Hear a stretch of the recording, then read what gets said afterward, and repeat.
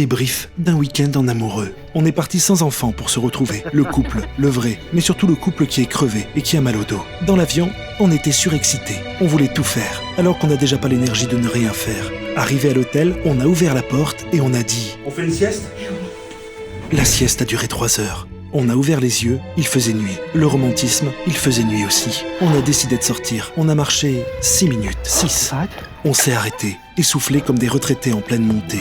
On a voulu dîner dans un resto typique. On a fini dans un truc random pour les touristes éclairés au néon. J'ai dit... C'est pas grave, le principal c'est qu'on soit ensemble. Elle a répondu... On était ensemble, mais elle aurait préféré qu'on soit ensemble ailleurs. On voulait parler d'amour. On a surtout parlé de notre fille. Parce que même quand on est amoureux, on est quand même parents. C'est un package. Le lendemain, on a essayé d'être ambitieux. On a voulu faire un musée. Du musée, on n'en a vu que la queue. On a dit... On reviendra quand on aura de l'énergie. C'est-à-dire jamais. On a fini dans un café, et c'est là qu'on a réalisé. Un week-end en amoureux, c'est pas une to-do list. C'est pas optimiser le temps. C'est juste être bien, sans pression, sans performance, sans culpabilité. Juste nous deux, assis, à regarder les gens passer. Et ça, c'était parfait. Une fois rentrés, on a posé nos valises, et après 10 secondes, on a dit... Je suis crevé.